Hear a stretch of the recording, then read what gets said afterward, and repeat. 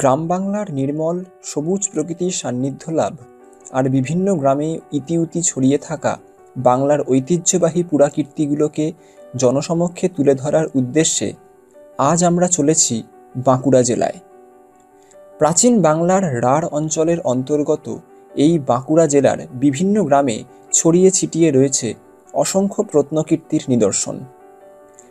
আনুমানিক সপ্তম শতাব্দীর শেষ ভাগ অথবা অষ্টম শতাব্দীর প্রথম ভাগে রাজা আদি মল্লের সময় গড়ে উঠেছিল তৎকালীন মল্লভূম, যা সকলের কাছে আজকের বাঁকুড়া। টেরাকোটা মণ্ডিত প্রাচীন মন্দির স্থাপত্যের খোঁজে আমাদের আজকের গন্তব্য ইন্দাস ব্লকের করিসুন্ডা অঞ্চলের পাহাড়পুর গ্রাম। গ্রামের নন্দীপাড়ায় অবস্থিত এই শ্রীধর অর্থাৎ বিষ্ণু মন্দিরটি স্থানীয় নন্দী বংশের পারিবারিক। পঞ্চরত্ন দক্ষিণমুখী এই দেবালয়টির প্রবেশপথে 3টি খিলান লক্ষ্য করা যায়।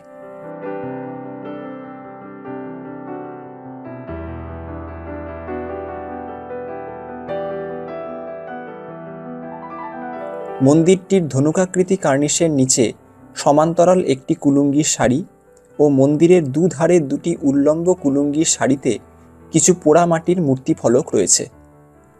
প্রাচীনত্বের কারণে আর কৃত্রিম রঙের মোটা প্রলেপে বর্তমানে অস্পষ্ট এই ফলকগুলোতে উৎকীর্ণ হয়েছে নানান পৌরাণিক দেবদেবী, বিষ্ণুর কয়েকটি অবতার, কৃষ্ণের কালীয় দমন, অর্জুনের লক্ষ্যভেদ, শিবলিঙ্গ পূজারতা রমণী, ডম্ফবাদিকা, বেহালাবাদিকা প্রভৃতি।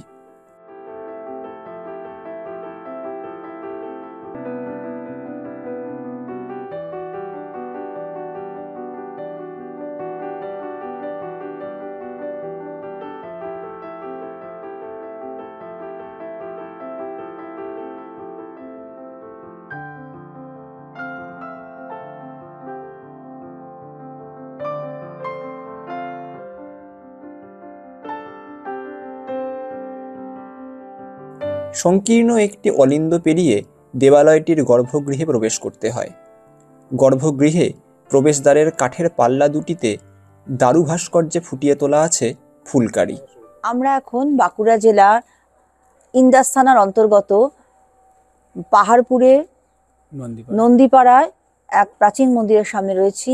সেই মন্দিরেরই প্রতিষ্ঠা বংশের উত্তরসূরিকে আমরা পেয়েছি। ওনার কাছ থেকে এই মন্দির সম্পর্কে কিছু তথ্য জানবো। এই মন্দির কত বছরের পুরনো? কোনো প্রতিষ্ঠা লিপিতে দেখতে পাচ্ছি না। প্রতিষ্ঠা বলতে আমরা যেটা শুনেছি বা যেটা আমাদের নেম প্লেটও দেওয়া রয়েছে 250 বেশি বছর আগে। আচ্ছা, 250 বছরের আগে, কিন্তু প্রতিষ্ঠা লিপি নেই। না, প্রতিষ্ঠা লিপি কিছু নেই। আচ্ছা, কি দেবতা এখানে পূজিত হন? নারায়ণ, শিলাগ্রামার, শিলারূপে। আচ্ছা, শিলারূপ। আপনাদের আদি নিবাস কোথায় ছিল? আদি ছিল আমাদের মজুরডাং বলে, এই পাত্রসাহেব থানায় মজুরডাং বলে একটা জায়গা আছে, ওইখানে ছিল। আচ্ছা, তারপর আপনার এখানে চলে আসেন? আমরা এখানে চলে আসি, আমাদের পূর্বপুরুষরা চলে এসেছেন এখানে। আচ্ছা, কে মন্দিরটা প্রতিষ্ঠা করেছিলেন? শ্রীদাম নন্দী। শ্রীদাম। আচ্ছা, উনি কি করতেন? মানে কি ব্যবসায়িক? না না, ব্যবসায়ী না, উনি তখনকার দিনে প্রতিষ্ঠিত একজন ব্যক্তি ছিলেন। আচ্ছা আচ্ছা, উনি কিছু করতেন না, কিছু যে কোনো। তারপরে ওনার ফ্যামিলিতে প্রায় সবাই পরপর ডাক্তার হিসাবে পরপর জেনারেশন অনুযায়ী চলে আসছে। না, উনি যে একটা মন্দির, এত বড় একটা মন্দির প্রতিষ্ঠা করেছেন, মানে ওনার জীবিকা মোটামুটি কি ছিলেন? মানে উনি কি ব্যবসা বাণিজ্য হতে পারে, চাষবাস হতে পারে? তখন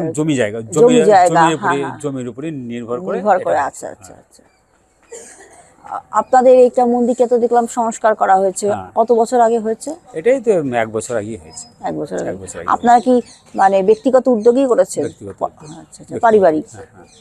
আচ্ছা, আর এখানে কি পার্বণ হয়?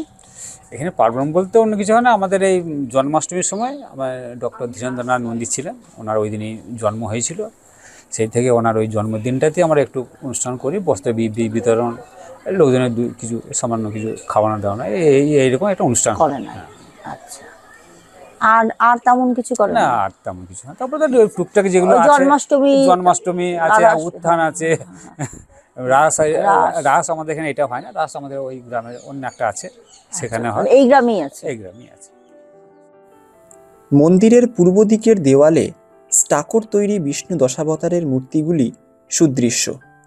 একটি আধখোলা প্রতিকৃতি দরজাও রয়েছে এই দেওয়ালে।